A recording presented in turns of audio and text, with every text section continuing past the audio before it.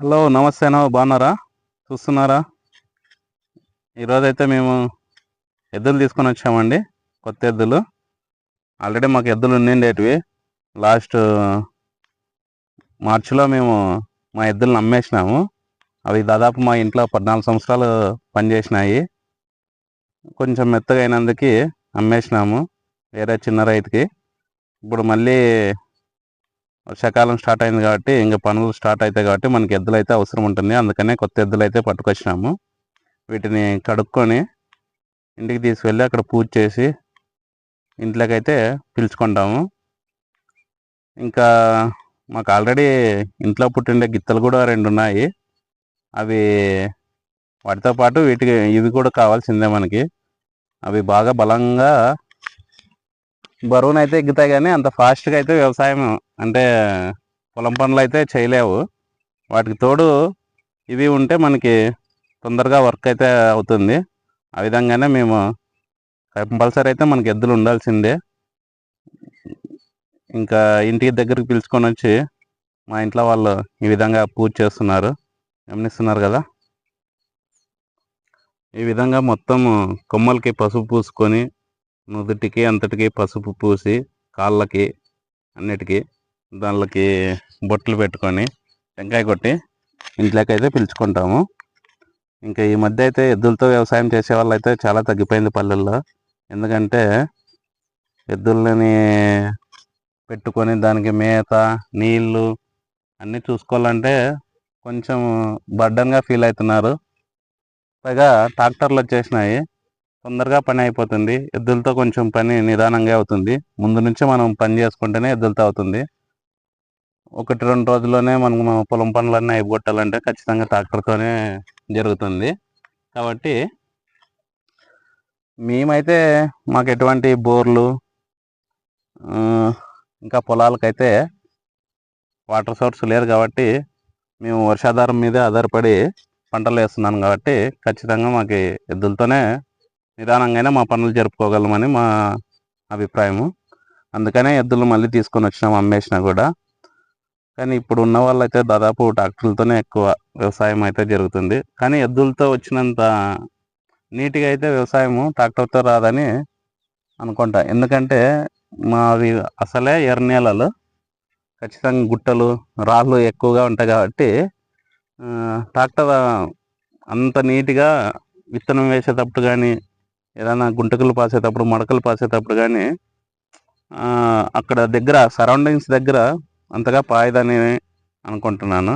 అదే ఎద్దులతో అయితే మనం నీట్గా చేసుకోవచ్చు, వ్యవసాయం నీట్గా ఉంటుంది ఎద్దులతో అయితే. అయినా ఎద్దులను మెయింటైన్ చేయడం కూడా చాలా కష్టం అండి. ఇప్పుడు మా ఇంట్లోనే మొత్తం 2 గిత్తలు, 2 ఎద్దులు, 2 ఆవులు, వీటన్నిటిని చూసుకోవాలంటే ఖచ్చితంగా ఒక మనిషి ఉండాల్సిందే. ఏదో ఉమ్మడి కుటుంబాలు ఇంతకుముందు ఉండేటివి కాబట్టి ఇళ్ళల్లో ఎవరో ఒకరు చూసుకునే వాళ్ళు. ఎక్కడికన్నా వెళ్ళాలన్నా కానీ ఫ్యామిలీ మొత్తము ఇంటి పెద్ద మనిషినో లేకపోతే ఇంట్లో ఎవరినో ఒకరిని వదిలేసి వెళ్ళేవాళ్ళు. వాళ్ళు దానిలో పాలన అన్నిటిని చూసుకునేవాళ్ళు. ఇప్పుడు అలా కాదు కదా, అంతా ఇండిపెండెంట్గా ఉండాలనుకుంటున్నారు.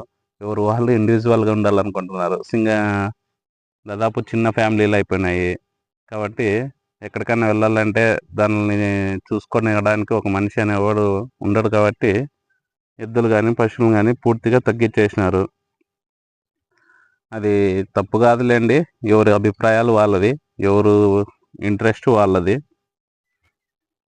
అయినా మేతలు ఎంత రేట్ అయిపోయినాయి అబ్బా. ఇప్పుడు పెంచుకోవాలన్నా కానీ చాలా ఇబ్బంది. మాకైతే ఏదో పొలం నుంచి వచ్చే మేత ఉంది కాబట్టి సరిపోతుంది, కానీ బయట కొని దానికి వేయాలంటే మాత్రం డబుల్ ఖర్చు వచ్చేస్తుంది. మేమే ఈ 4 ఎద్దులకి పెట్టాలంటే అసలు మాకు పండిండే పంటల నుంచి వచ్చిన మేత అంతా అయిపోతుంది, సంవత్సరం కల్లా అయిపోతుంది. మళ్ళీ మేము పక్కన వేరే చోట పోయి కొనుక్కోవాల్సింది తప్పితే. కాబట్టి ఇవన్నీ ఎక్స్పెన్సివ్ అవుతుంది. మేము కూడా చూసింటే మేము ట్రాక్టర్ తీసుకుందామని, బట్ మేము బోర్ వేపిస్తే నీళ్ళు పడలేదు కాబట్టి ఇంకా ట్రాక్టర్ జోలికి అయితే పోలేదు. నీళ్ళు పడింటే మాత్రం మేము కూడా ట్రాక్టర్ తెచ్చేవాళ్ళమే అనుకుంటా. ఒక జత ఎద్దు పెట్టుకొని ట్రాక్టర్ అయితే పెట్టుకునే వాళ్ళము. ఇంకా లాస్ట్ టైం అమ్మిన ఎద్దులను అయితే నిజంగా అంటే దాని గురించి అనుకుంటే చాలా బాధ అవుతుంది. ఎందుకంటే మా ఇంట్లో అయితే అవి దాదాపు 14 సంవత్సరాలు పనిచేసినాయి.